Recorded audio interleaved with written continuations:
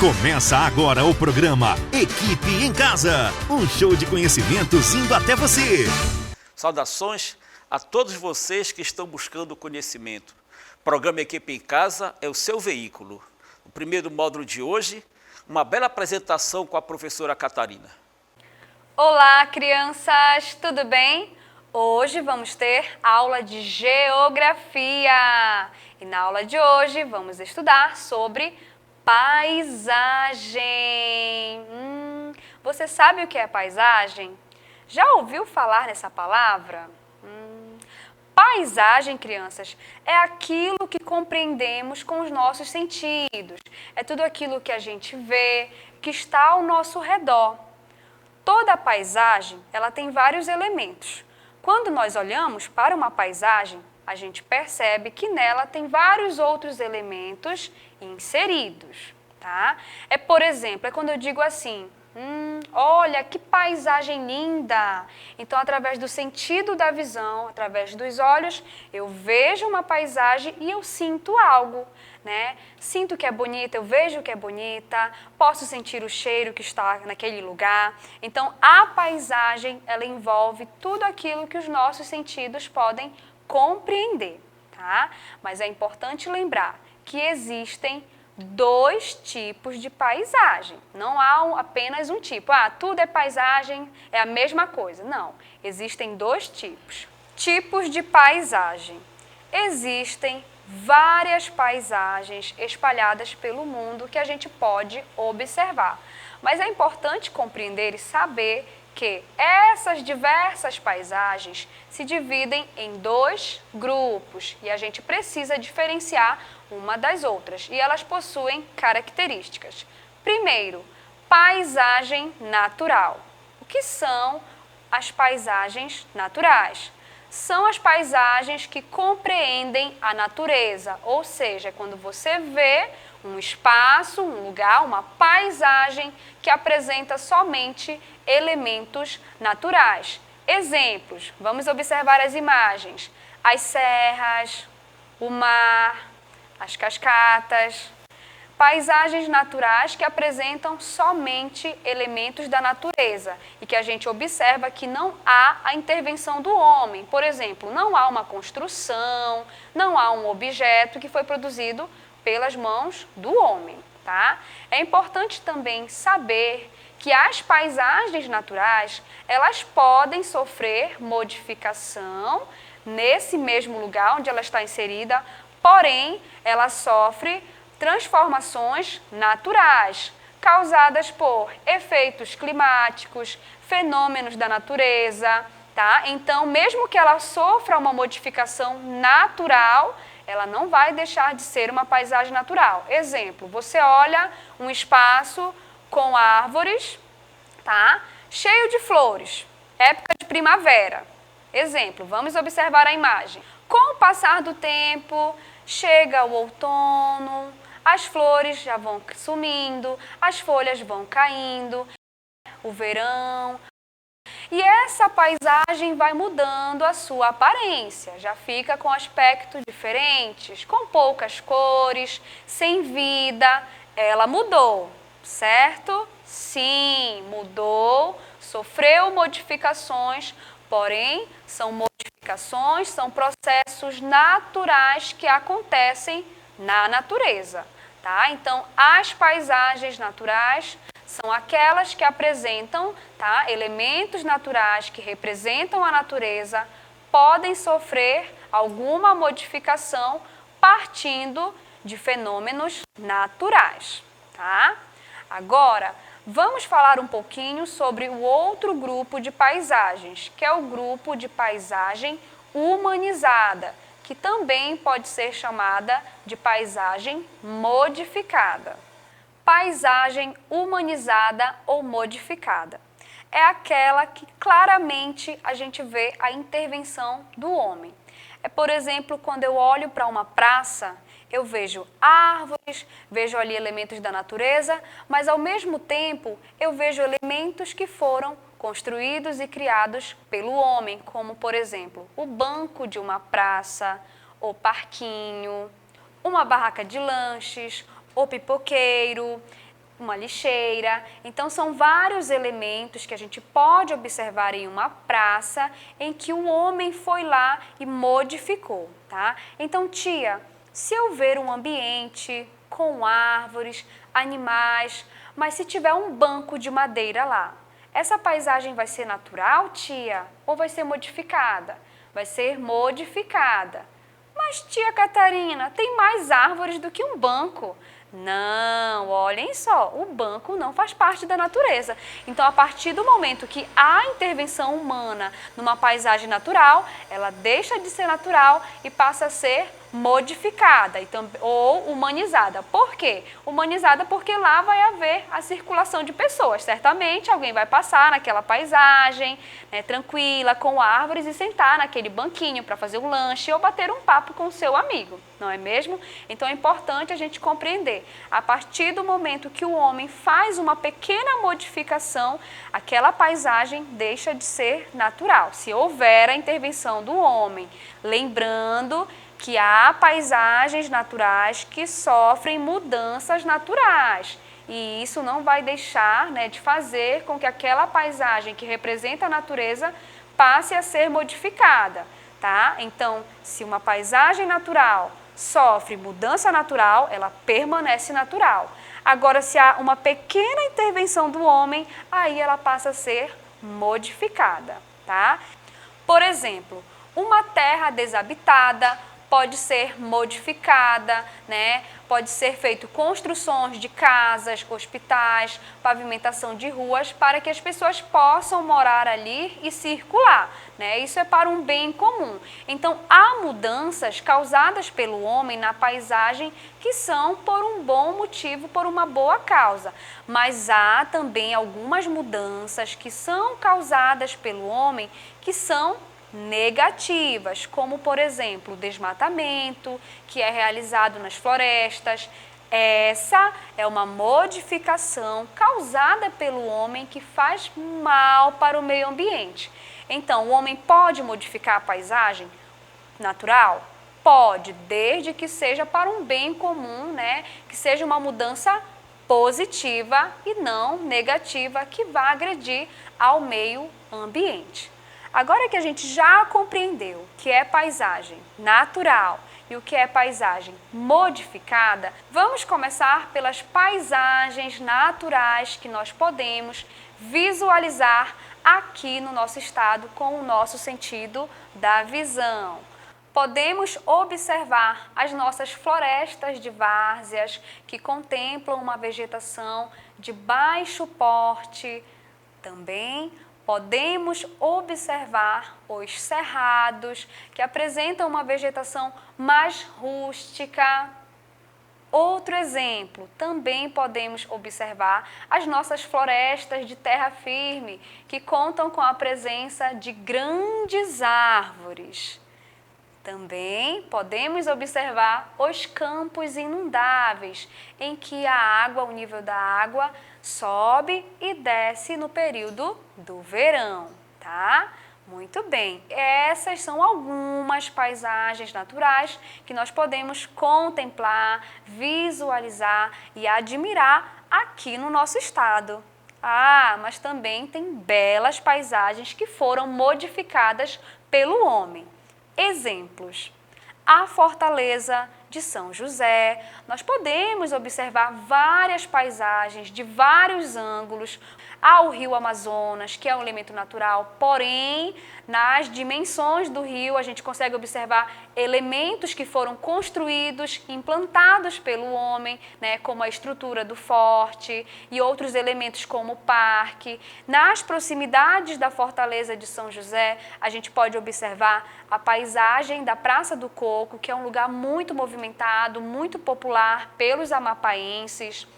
A Praia da Fazendinha é uma paisagem modificada, pois a gente consegue observar elementos naturais, porém houve a intervenção do homem. A gente observa alguns quiosques, restaurantes, área de esportes. Outro exemplo, o Monumento do Marco Zero. Quando nós olhamos de frente, igual como vocês estão vendo agora nessa imagem, nós podemos observar a grande intervenção do homem nesse monumento maravilhoso que faz parte do nosso estado. O Bioparque da Amazônia, que é um lugar turístico em que as pessoas podem observar, podem ir visitar, né? E conta com a presença de vários elementos da natureza, como animais, vegetação, porém, houve a intervenção do homem, mas uma intervenção positiva, com o objetivo de valorizar a natureza e também o nosso bioma brasileiro. Então, após a visualização desses exemplos, vamos recapitular o que a gente conversou hoje na aula de geografia. Bom, paisagem é tudo aquilo que compreendemos com o nosso sentido da visão e que está ao nosso redor. Existem diversas paisagens, porém ela pode ser natural ou modificada, que também pode ser chamada de paisagem humanizada. A paisagem natural pode sofrer modificações, porém quando ela sofre uma modificação natural a partir de um fenômeno da natureza, efeitos climáticos ou outros, ela não vai deixar de ser natural.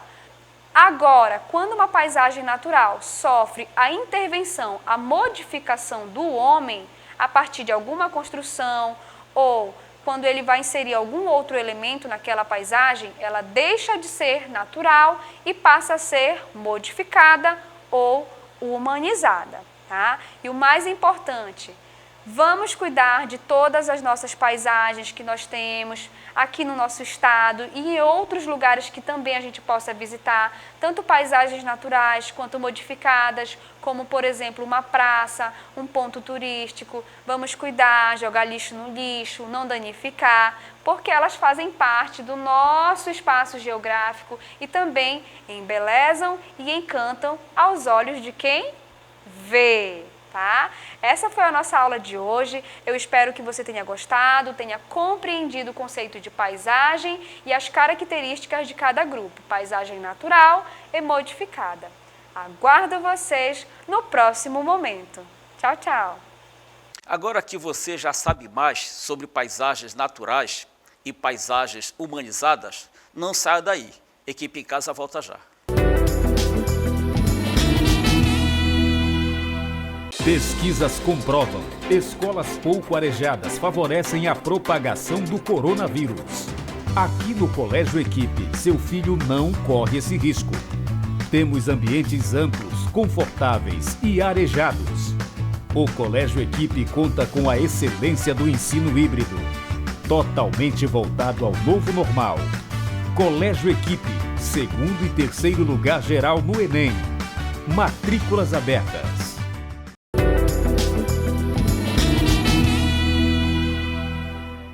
Nesse segundo bloco, temas históricos com o professor Carlos Alberto. Olá você que se prepara para o Enem 2021. Estamos aqui com Ciências Humanas, História, professor Carlos Alberto, e hoje iremos trabalhar temas diferentes. Nós trouxemos alguns temas históricos, mas para que você verifique como é que eles são trabalhados conceitualmente, o conceito objetivo associado ao tema, e como é que esses temas podem ser variados. Daí o nosso assunto, temas históricos e suas variáveis. Olha aqui um tema, a chamada expansão marítima e comercial europeia. Vocês sabem que a expansão marítima e comercial europeia é aquele contexto histórico da Idade Moderna, do final da Idade Média e ao longo da Idade Moderna, associado aos descobrimentos, associado às chamadas grandes navegações, associado à montagem dos antigos sistemas coloniais. Lembre, o Brasil se encaixa ou se enquadra na história ocidental ou na história europeizada a partir desse processo histórico chamado expansão marítima. É quando o Brasil torna-se incorporado ao Império Colonial Português e passou a existir enquanto América Portuguesa ou área integrante do sistema colonial português. Mas, além de todo esse processo expansionista ligado ao capitalismo, à expansão do comércio, Bora verificar outras questões, outras variáveis que você pode associar à expansão marítima. Por exemplo, você pode deparar-se com uma questão em que a expansão marítima é analisada como um encontro de culturas ou um choque de culturas. Você pode muito bem se deparar com uma questão que analisa esse contato Europa, América, África e Ásia como um encontro de culturas e, logicamente, um processo de fusão cultural. A cultura branca, a cultura africana, a cultura indígena. Você pode ter uma questão que analisa enquanto um choque, enquanto um atrito, em que alguém vai impor, vai usar da força econômica, da força política para impor a sua cultura. Você pode também analisar a expansão marítima como a expansão do comércio ou a expansão do mercantilismo. Então, é o comércio europeu, é a principal atividade econômica europeia nesse momento, ou seja, o comércio, saindo daquele eixo mediterrâneo, daquele eixo meramente europeu e atingindo proporções ou dimensões a nível mundial. Você pode associar a expansão marítima ao descobrimento, mas você pode também ter uma questão que fala em invasão. Lembre-se do samba enredo da Mangueira. Desde 1500 tem mais invasão do que descobrimento. O enredo não nega que há descobrimento, mas ele entende que há invasão e é mais invasão também. Você pode pegar a expansão marítima e se deparar com uma questão que analisa um conceito interessante, que é o etnocentrismo. Lembra que etnocentrismo é quando você olha a cultura do outro, usando a sua enquanto referência, tendo a sua enquanto modelo correto. Portanto, desprezando, segregando, preconceitualizando. Há, portanto, na expansão marítima, um olhar europeu preconceituoso, etnocêntrico, sobre a realidade cultural e social dos índios e também dos africanos. Mas você pode também analisar a expansão marítima como um grande processo de deslocamento que passa a acontecer no planeta Terra num nível nunca antes visto. Um processo intenso de migrações, de pessoas deslocando-se de um continente para outro. Você pode associar também a um processo em que doenças são deslocadas. Hoje o mundo fala tanto em pandemia, tanto em epidemia, tanto em doenças que viajam. A expansão marítima não foi só viagem de armas, não foi só viagem de pessoas, foi também viagem de diversas doenças que atingiram o continente americano e que, você sabe, dizimaram milhões de índios. E você pode também, por fim aqui, associar a expansão marítima a um contexto político bem mais amplo, que é o chamado absolutismo, que era o regime político que vigorava na Europa. A expansão marítima também ela pode ser analisada como uma expansão territorial ou como conquistas territoriais, que também são o aumento do poder dos reis, o aumento do poder absoluto com essas empreitadas. Um outro tema que nós também trouxemos aqui, para você entender as possibilidades de variação da análise dele, é um tema também recorrente em provas do Enem e vestibulares, que se refere-se ao chamado absolutismo. Primeiro, quando você estuda absolutismo, você precisa associá-lo ao contexto em que ele existe ou predomina, que é a chamada Idade Moderna, uma vez que ele também é chamado de Estado moderno, ou seja, o modelo de organização do Estado que predominou na Idade Moderna. Você pode associar o absolutismo ao poder absoluto, ao poder concentrado nas mãos dos reis, e fazer uma comparação ou tentar trazer para a realidade isso. Hoje, grande parte das monarquias e dos governos como um todo, eles têm os poderes que emanam do povo, tem que responder, tem que prestar contas, tem limites determinados pela Constituição, pelas leis do país, do que pode e do que não pode fazer um monarca, um presidente, um primeiro-ministro, um governante em si.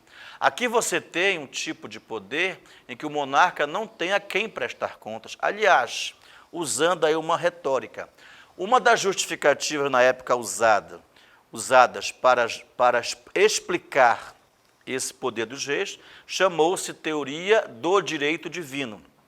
A teoria que afirmava que o poder do rei emana de Deus e que, portanto, não poderia ser questionado. Questionar o rei seria questionar a própria autoridade divina. Lembrando, quando você fala em Estado, você fala em poder, você fala em impostos.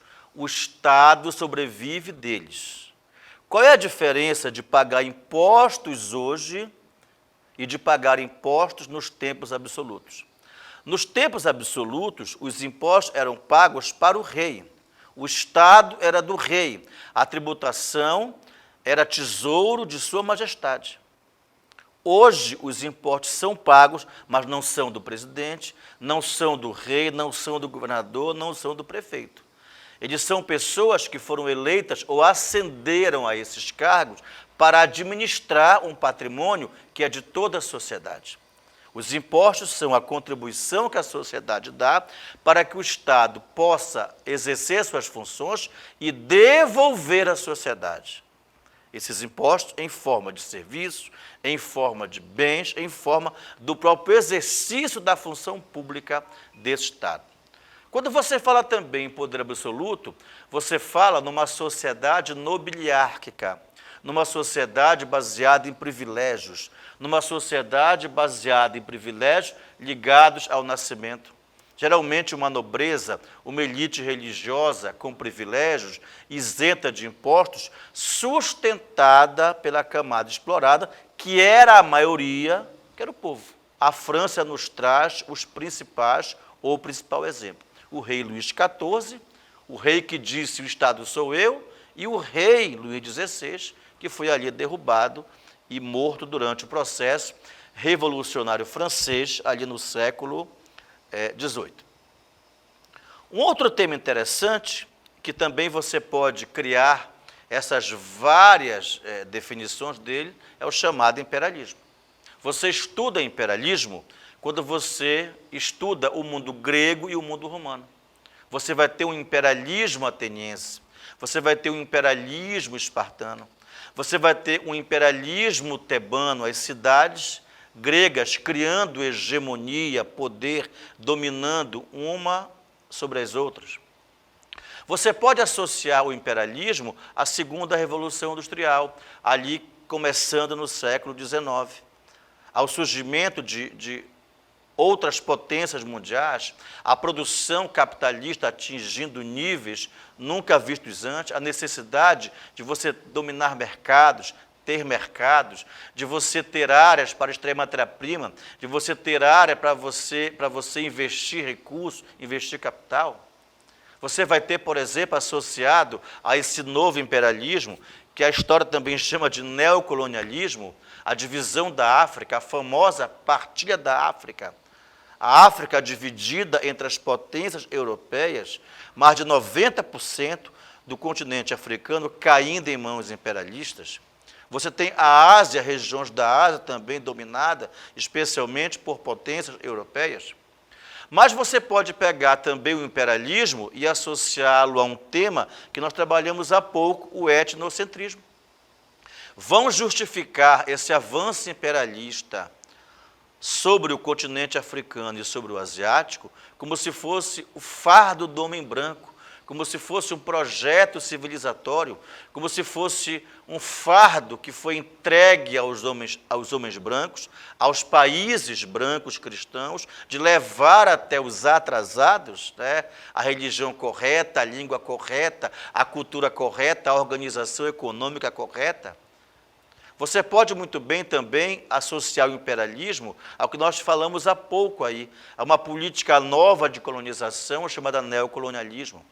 Lembre-se, foi nesse período também que surgiu a famosa Belle Époque, ou a Bela Época, termo que a França criou e aquilo realmente pegou.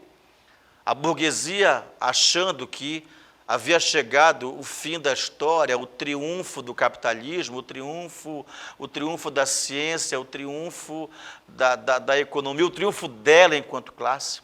Na verdade, todo esse processo de riqueza, de invenções, de cidades reurbanizadas, reformadas, era visto como se fosse algo eterno. mas na verdade era um progresso sustentado pela exploração de africanos, de asiáticos, do próprio continente americano. Lembre-se, o que é que provoca o fim da bela época? Primeira Guerra Mundial, quando essas potências viviam uma aparente paz, mas uma rivalizando com a outra, até a guerra acabar com esse clima romântico que envolvia esse pensamento chamado Belle Époque. Um outro tema recorrente nessas provas, e que com certeza acompanha grande parte do programa do Enem de vestibulares, é o tema escravidão. É um tema ligado à antiguidade e um tema muito ligado ao nosso mundo contemporâneo. Conceitualmente falando, a escravidão pode ser definida como uma forma de trabalho compulsório, ou seja, forçado. No período em que a escravidão existiu legalmente, o Estado reconhecia o direito de um ser humano tornar-se proprietário de um outro ser humano. Podia ser pela guerra, podia ser pela dívida, pelo apresamento, pelo nascimento. Quando um ser humano tornava-se propriedade de outro ser humano, acontece um fenômeno associado à escravidão, que é a coisificação do ser humano. O escravo era um ser humano, mas era um ser humano do qual era arrancada a condição de pessoa. Lembre-se, a condição de pessoa é uma condição jurídica, está associada a deveres, a direitos. A condição de ser humano é uma condição biológica. Você teve no mundo greco-romano a escravidão antiga ou clássica. E você teve no Brasil colonial e outras regiões do continente americano a chamada escravidão moderna ou colonial. A escravidão moderna ou colonial é aquela associada à expansão marítima e à montagem, como falamos anteriormente, dos sistemas coloniais europeus no continente americano. Aqui no Brasil, a escravidão existiu legalmente do século XVI, quando é montada a empresa colonial açucareira, que tem como base o trabalho escravo, até a Lei Áurea, o famoso 13 de maio de 1888. A escravidão ela pode ser associada a vários temas. Eu posso discutir a escravidão para entender o racismo, porque você sabe que ela foi abolida, ela legalmente não existe mais, mas a própria Lei Áurea tinha seus limites. A Lei Áurea não criou políticas de inclusão, não criou políticas que garantissem aos ex-escravos e seus descendentes medidas que garantissem o acesso à cidadania. É uma discussão que ainda é bastante atual. Não esqueça, o racismo ele está presente enquanto crime na nossa Constituição. Ele é um crime inafiançável e imprescritível. Você pode associar a escravidão a etnocentrismo, ou seja, a essa forma etnocêntrica preconceituosa do branco de ascendência europeia, olhar a cultura africana, olhar a cultura indígena, as culturas não identificadas ou não de origem europeizada, como bárbaras, como selvagens, como não civilizadas. Eu posso, por exemplo, associar a escravidão a um outro tema que, inclusive, pode ser trabalhado em sua redação, que é o tema memória. É preciso que haja uma permanente memória disso, não para valorizar isso aí. A memória não está em só você olhar o passado e valorizar, mas também está associada a você olhar para o passado e, uma vez conhecendo esse passado, tomando consciência dos erros desse passado, das atrocidades desse passado, não cometer outros parecidos, não praticar outros erros parecidos. E, logicamente, não se pode falar em escravidão aqui do Brasil sem lembrar que ela incidiu sobre duas etnias que a Europa vai definir como inferiores, os indígenas e os africanos. E eu não posso olhar para eles apenas como grupos que foram escravizados ou a mão de obra básica no processo de construção do Brasil colônia e do Brasil império. Mas eu preciso olhar, e isso virá numa outra aula, a importância dos indígenas e a importância dos africanos na construção da cultura brasileira. É preciso olhar para o país, olhar para os grupos étnicos que constroem a nossa cultura, constroem a nossa nação. Antes, um Brasil só visto pelo olhar branco, depois incluindo-se o índio e depois incluindo-se o negro, e entendendo que essa trindade étnica precisa ser olhada, e olhada em seu passado, enquanto grupos que contribuíram muito para a construção da identidade nacional e da cultura brasileira. Então foram essas as nossas dicas de hoje, temas históricos e suas variáveis. Não deixe de acompanhar o nosso programa Equipe em Casa, que com certeza você vai fazer uma excelente prova no Enem 2021. Então é isso, pessoal. Cuidado no Enem. Vários temas e diversas formas de abordagem, diversos olhares. Equipe em Casa volta já.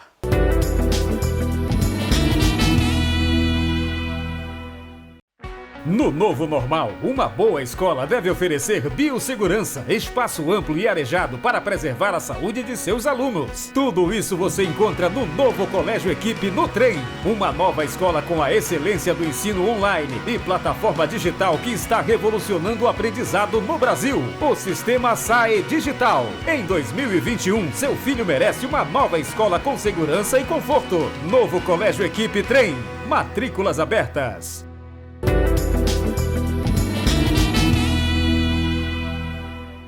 Estamos de volta e nesse terceiro bloco, matemática com o professor Adalto. Olá pessoal, tudo bem? Estamos aqui para mais um encontro de matemática. Hoje nós vamos ver algumas questões de razão, escalas e vamos resolver uma questão de permutação e logaritmo, tá? Então a gente vai fazer um apanhado de algumas questões que caíram no Enem, questões recorrentes que sempre aparecem em concursos e é importante que a gente conheça. Vamos lá então, primeira questão. Primeira questão, nós temos aí, olha, a caixa d'água de um edifício terá a forma de um paralelepípedo retângulo reto com volume igual a 28.080 litros. Tá? Então é um paralelepípedo retângulo cujo volume é 28.080 litros. Em uma maquete que representa o edifício, a caixa d'água tem dimensões. A maquete que representa o edifício, nesta maquete, a caixa d'água tem as dimensões 2 centímetros, 3,51 centímetros e 4 centímetros. Dado que 1 decímetro cúbico é 1 litro, 1 decímetro cúbico é 1 litro, a escala usada pelo arquiteto foi, olha só, é um problema de escala que todo ano aparece na prova do Enem, ok?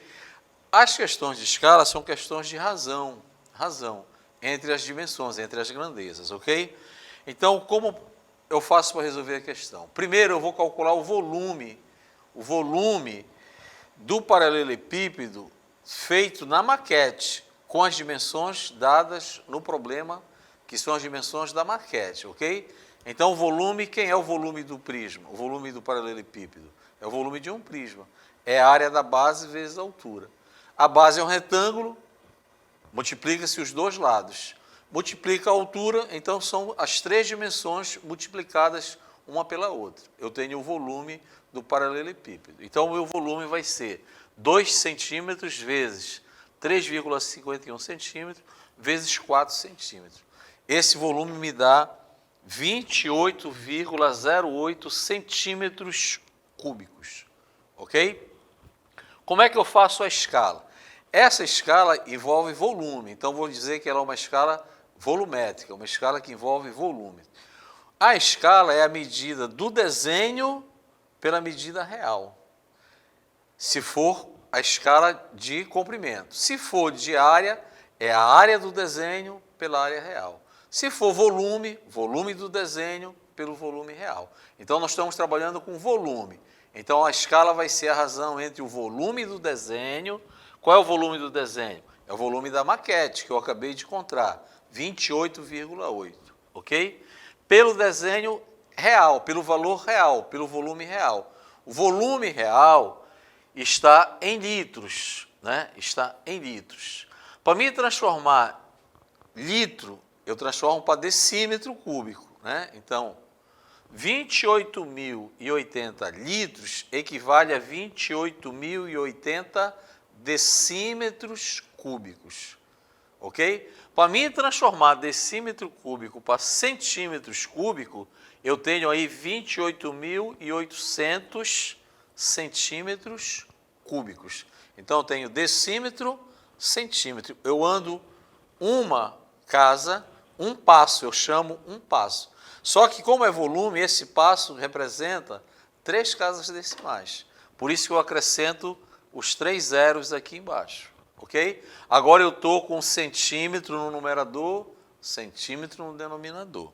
Como é que eu vou dividir 28,08 por 28.080.000?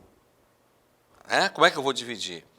Eu posso transformar esse 28.080.000 em potência de base 10. Como? Olha aí. Se eu simplificar todo mundo por 0,28, se eu trouxer a vírgula que está aqui para 28,08, eu vou andar quantas casas decimais? Olha, 1, 2, 3, 4, 5, 6 casas decimais. Ok? Aí eu tenho 28,08 dividido por 28,08 vezes 10 à sexta. Eu simplifico 28,08 de cima com 28,08 de baixo. Aí a minha divisão, a minha razão ficou quanto? 1 dividido por 10 à sexta. Essa é a relação entre os volumes, entre os dois volumes. O volume da maquete e o volume real da caixa d'água, ok? Só que eu quero a minha escala que foi feita ao desenho.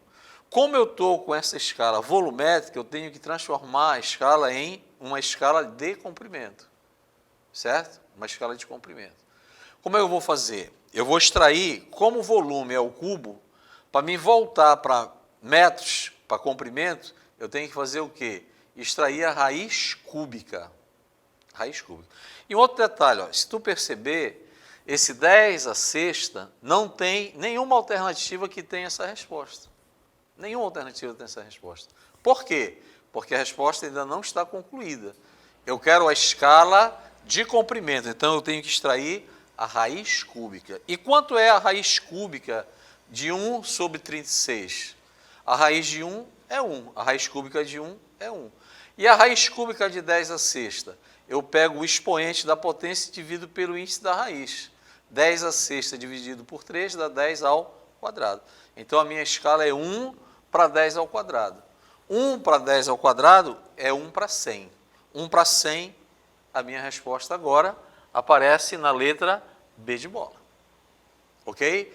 Qual é o cuidado que a gente tem que ter? Quando eu estou trabalhando com escala, eu estou trabalhando com escala em comprimento, certo? Em uma dimensão. Quando eu trabalho com área, eu estou em 2 dimensões, então eu tenho que elevar ao quadrado. Se eu estou com volume, eu estou em 3 dimensões, eu tenho que elevar ao cubo. Se eu estou com volume e quero voltar para o comprimento, eu extraio a raiz cúbica. Se eu estou em área e quero voltar para o comprimento, eu extraio a raiz quadrada. O detalhe dessa questão é esse, ok? Espero que tenham entendido. Vamos para a segunda questão. Nos livros Harry Potter, um anagrama do nome do personagem Tom Marvell Rider gerou a frase I am Lord Voldemort. Suponha que Harry quisesse formar todos os anagramas da frase I am Potter. Olha, uma questão de anagrama, ok? De tal forma que as vogais e consoantes aparecessem sempre intercaladas e sem considerar o espaço entre as letras. Nessas condições, o número de anagramas formado é dado por, é uma questão de anagrama, permutação. E a ordem, olha, quer que fiquem vogal e consoante permaneçam sempre intercaladas. Se ela vai aparecer sempre intercalada, vogal e consoante ou consoante e vogal. Então, tenho 2 hipóteses, né? O que é que nós temos? Olha? A frase é I am Potter. Quantas vogais eu tenho? Eu tenho 9 letras, Das 9 letras eu tenho 4 vogais e 5 consoantes, ok? Eu vou formar o anagrama com as palavras que têm consoante e vogais juntas, né? Vogais e consoantes juntos ou consoantes e vogais juntos, certo? Então eu coloquei aqui, olha, consoante e vogal junta, consoante, vogal, consoante, vogal, consoante, vogal, consoante, vogal, consoante. Poderia ser o contrário, poderia ser vogal, consoante, vogal, consoante, vogal, consoante, vogal, consoante, certo? Então eu tenho 2 situações. Quando eu tenho essas 2 situações, o que eu encontrar eu vou dividir por 2, né? Aí eu vou permutar quem? Vou permutar 5 consoantes e vou permutar 4 vogais. Se eu permuto 5 consoantes e 4 vogais, eu tenho o fatorial de 5 vezes o fatorial de 4, ok? Para permutar entre si. Só que são 2 hipóteses, consoante e vogal, como está aqui, e pode ser o contrário, vogal e consoante. Então eu divido esse valor por 2 e acabou a minha questão. Uma questão bem simples. Portanto, a minha resposta correta seria a letra E. 4 fatorial vezes 5 fatorial dividido por 2. Ok? Cuidado com essas questões de anagrama, que elas são recorrentes, sempre aparecem na prova do Enem. Agora vamos para a terceira questão, que é uma questão também interessante, sempre aparece. Eu estou te dando o suprassumo do que cai na prova do Enem, tá? O que é importante. Questões de proporção. Olha a questão. Os gráficos representam a produção de peças de uma indústria e as horas trabalhadas dos funcionários no período de 5 dias. Em cada dia, o gerente de produção aplica uma metodologia diferente de trabalho. Seu objetivo é avaliar a metodologia mais eficiente para utilizá-la como modelo nos próximos períodos. Sabe-se que, neste caso, quanto maior for a razão entre o número de peças produzidas e o número de horas trabalhadas, maior será a eficiência da metodologia.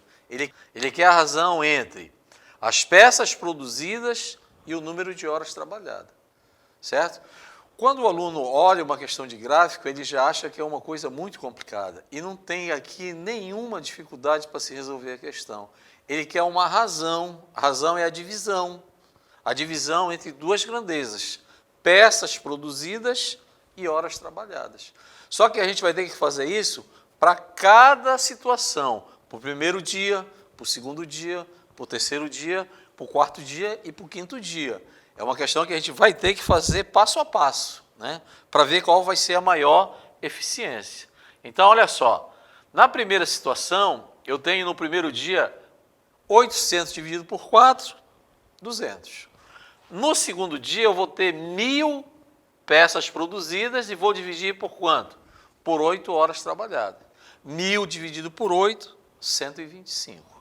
No terceiro dia, eu vou ter 1.100 peças e vou dividir por 5 horas trabalhadas. 1.100 dividido por 5, 220. No quarto dia, nós vamos ter 1.800 peças por 9 horas trabalhadas. 1.800 por 9, 200. No quinto e último dia, eu tenho 1.400 peças por 10 horas trabalhadas, dá 140. A razão encontrada seria 200, 125, 220, 200 e 140. Qual é a mais eficiente? A mais eficiente é no terceiro dia. No terceiro dia, a minha produção é mais eficiente. Em qual dia foi aplicada a metodologia mais eficiente? No terceiro dia. Ok? Espero que você tenha entendido. Foram 3 questões de matemática importantes e a gente sempre vai estar aqui nesse espaço, no Equipe em Casa, trabalhando para que você possa desenvolver mais um pouquinho sobre o seu conhecimento matemático. Um abraço. Então é isso. Funções e expressões matemáticas servem para resolver problemas e até para descrever a natureza. Equipe em Casa volta já. O Colégio Equipe continua dando um show de aprovação em medicina. Vitória Larissa Dias dos Reis e Yasmin Guerra Mendes, que também provaram a todos nossa excelência no ensino, sendo aprovadas no curso de medicina. Eu me orgulho de estudar na Equipe. Para mim, não existe colégio melhor que o Equipe. Colégio Equipe, segundo e terceiro lugar geral no Enem. Matrículas para 2021 abertas do maternal ao ensino médio.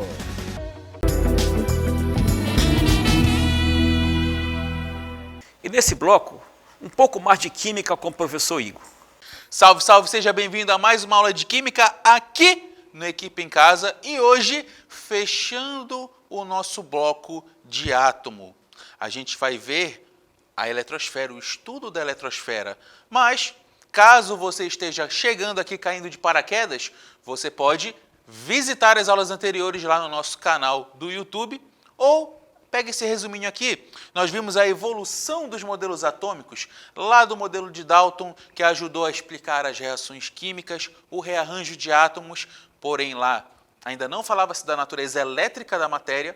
Veio depois o modelo de Thomson, descobrimento do elétron, partícula negativa, então já teve uma mudança no desenho do átomo, passando pelo modelo de Rutherford, que dividiu o átomo em duas regiões distintas, núcleo e eletrosfera. No núcleo, prótons e nêutrons, na eletrosfera, elétrons, e modelo de Rutherford-Bohr, que dividiu essa eletrosfera em camadas. Então, bora dar o zoom aqui.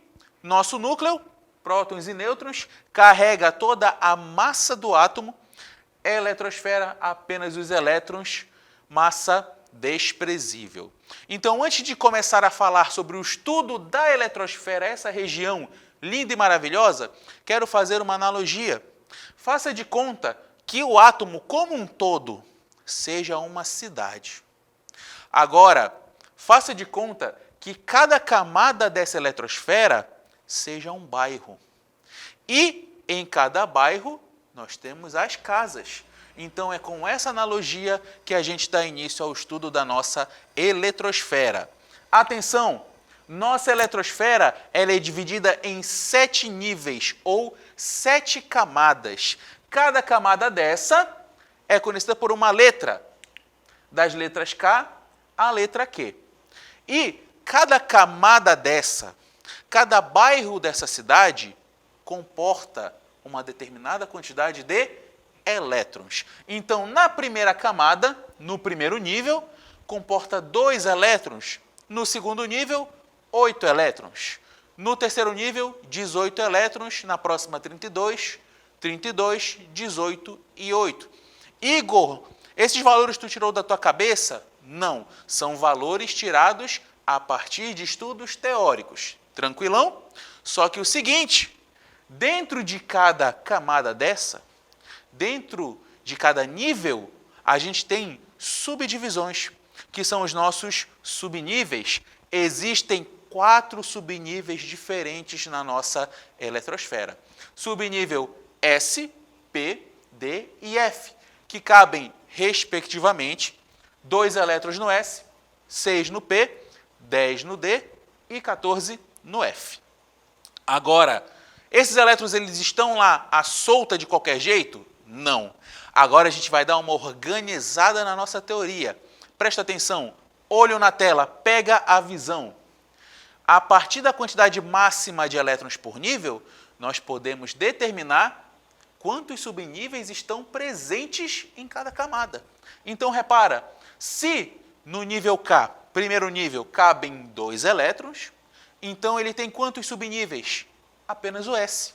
No S cabem 2 elétrons. Agora, segundo nível, o L, cabem 8 elétrons. Só que, quantos subníveis tem ali? Presta atenção, olha o pulo de Logato. Aqui, subnível S, cabem 2 elétrons. Subnível P, cabem 6. 2 mais 6, 8. Ah, então quer dizer que no segundo nível eu encontro os subníveis S e P? Exatamente. Agora, olha só, terceiro nível, nível M, cabem 18 elétrons no máximo. Então, quantos subníveis tem ali dentro? Presta atenção, subnível S, 2, mais o P, 6, 8. Adiciona mais o subnível D, 10. 8 com 10, 18. Igor, então no nível 3, no nível M, tem os subníveis S, P e D? Exatamente, meu jovem, minha jovem. Agora, nos que tem 32, a casa está completa. eu tenho os subníveis S, P, D e F, que totalizando dão 32 elétrons. Então, espera aí, eu estou começando a desenhar aqui na minha cabeça. Então, isso tudo tem a ver com aquele diagrama? Sim, aquele diagrama. Nós já vamos chegar nele. O nosso querido diagrama de Pauling. Então, aqui, olha, 7 camadas. Cada camada tem sua quantidade máxima de elétrons. Então, com isso, nós podemos montar o nosso diagrama de Pauling ou o diagrama das diagonais. Então, repara, 2 elétrons tem apenas o subnível S. 8 tem S e P. 18, S, P e D. 2 mais 6, 8, com mais 10, 18. E assim a gente monta o nosso diagrama de Pauling. Mas, Igor, por que tem essas flechas diagonais de cima para baixo, da direita para a esquerda? Presta atenção, você que está assistindo aí. Esse diagrama, ele não é lido como nós estamos acostumados a ler. A gente pega, a gente começa a ler 1S2, 2S2, 2P6, 3S2, 3P6. A gente lê sequencialmente. Só que esse diagrama foi planejado por Linus Pauling. E ele obedece à ordem energética dos elétrons. Ou seja, ele ordenou do subnível menos energético ao subnível mais energético. Então, presta atenção aqui. Toda vez que você vê 1S2, o número que vem na frente representa em que nível esses elétrons estão, em que camada eles estão, a letrinha indica em que subnível, e o númerozinho em cima, 1S2, indica a quantidade de elétrons ali presente. Bora fazer um exemplo de distribuição eletrônica? Igor, o que eu posso concluir com esse diagrama? O diagrama ele te dá informações valiosas. Dentre essas informações você pode descobrir a camada de valência daquele átomo. Camada de valência, o que é isso, Igor? Só conheço o Alceu valência. Calma. Camada de valência na química quer dizer a camada mais externa, a camada mais afastada do núcleo do átomo. Com o diagrama você pode concluir também o subnível mais energético, porque ao fazer a distribuição, como ela é em ordem crescente de energia, você vai descobrir aonde estão os elétrons mais energéticos desse átomo. E também você descobre quantos elétrons existem por camada. Agora sim, vamos fazer um exemplo? Vem comigo aqui. Titânio, número atômico 22. Titânio está no estado fundamental. Se tem 22 prótons, você viu na aula anterior, ele vai ter 22 elétrons. Então, vamos fazer agora a distribuição de acordo com o nosso diagrama, começando por 1S2.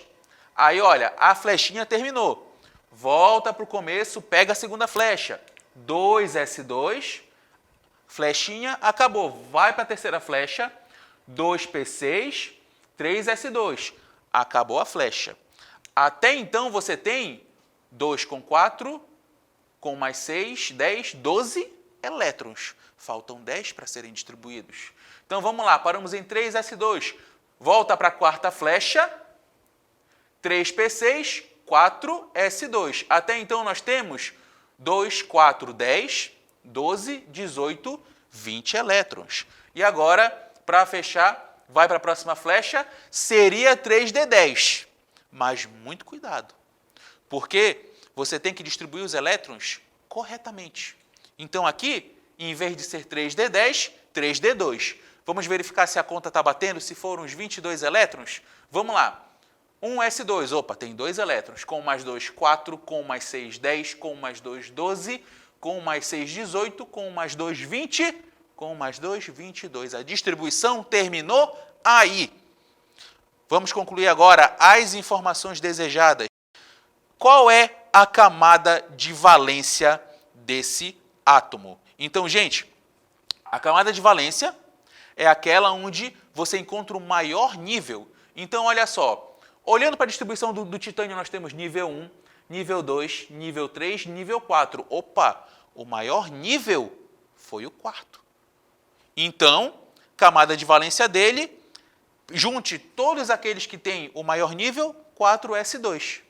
A camada mais afastada, 4S2. Os 2 elétrons daí estão mais afastados do núcleo. Agora, qual é o subnível mais energético? Lembra, a distribuição é feita em ordem de energia. Então, aonde ela parar, ela vai te dar os elétrons mais energéticos. Cadê os elétrons mais energéticos? Terminou em 3D10. 2. Então, o subnível mais energético, 3D. Quantos elétrons tem lá? 2. Agora, nós temos que falar a quantidade de elétrons por camada. Então, a gente analisa aqui, olha, primeiro nível, 1s2, 2 elétrons. Agora, eu tenho aqui 2s2 e 2p6. Quer dizer que eles pertencem à segunda camada. Então, 2 com 6, 8. E terceiro nível, 3s2, 3p6, pulo 4, 3d2. Então, nós temos 2, 8, 10 elétrons no terceiro nível. E o quarto, o mais externo, 4s2, 2 elétrons, distribuição por camada. Igão, estou me sentindo confiante. Tem outro exemplo aí? Tem. Vem comigo. Cloro, 17. Então, vamos lá. Distribuição dele um pouco mais rápido agora. 1s2, 2s2, 2p6, 3s2, 3p5. Lembra que não pode extrapolar a quantidade de elétrons aí planejada. Então, a gente tem 2, 4, 10, 12, 17. Então, vamos às nossas informações? Onde está a camada de valência? Então, o maior número de nível ali é o 3. Camada de valência, então, é todo mundo que tem 3. 3s2, 3p5.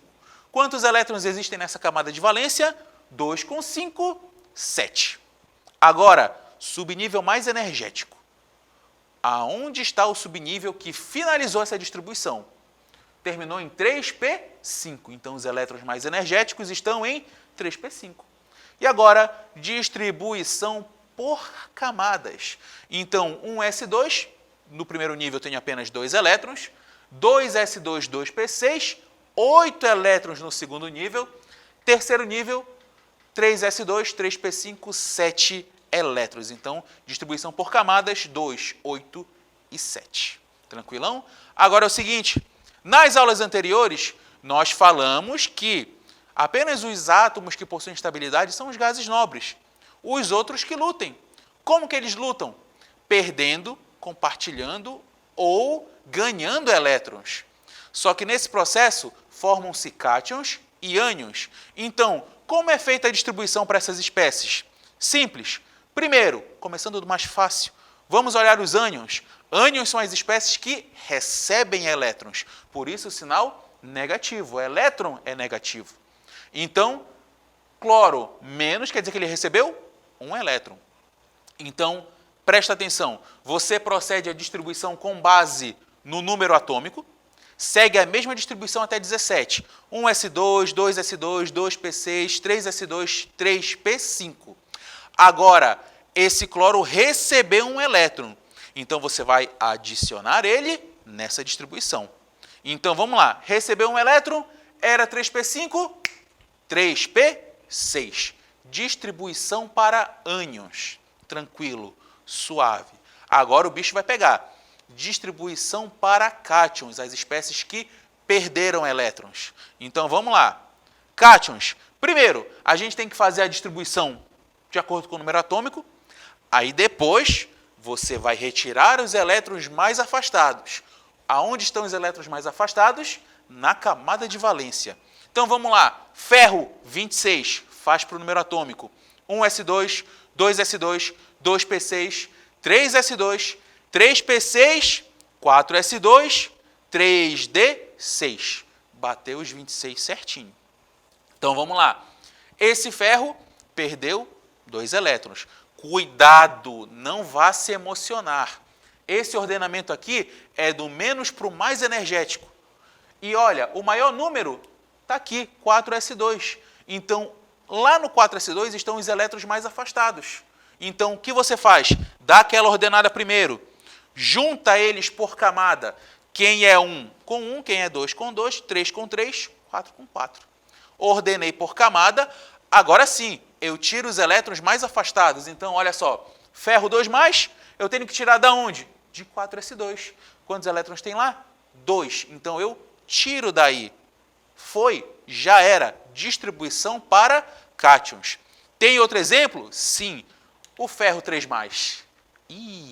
Vou ter que tirar 3 elétrons desse ferro agora. Segue a distribuição normal para número atômico. Então, vai embora. 1s2, 2s2, 2p6 até 3d6. Ordena por camada, ordenei. Agora é o seguinte, ferro 3+. Tenho que tirar 3 elétrons aí. Então eu tiro da camada mais externa, os elétrons mais afastados. Então eu tirei aqui 2, ainda falta eu tirar 1. Mas o 4s já acabou, não tem problema. Agora você tem novos elétrons mais externos, eles estão aonde? Em 3d6. Então de lá você tira esse último que falta. 3d5. Morreu. Distribuição para cátions. Não esqueça, você primeiro distribui de acordo com o número atômico, ordena pelas camadas, aí você tira os elétrons mais afastados, tá bom? Agora, seguinte, exercício para amarrar essa aula, para fechar bonitinho, questão da UFPR. As propriedades das substâncias químicas podem ser previstas a partir das configurações eletrônicas dos seus elementos.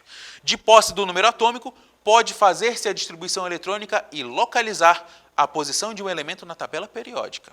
Ou mesmo, prever as configurações dos seus íons, sendo o cálcio pertencente ao grupo dos alcalino-terrosos e possuindo número atômico 20. Fica ligado nessa informação.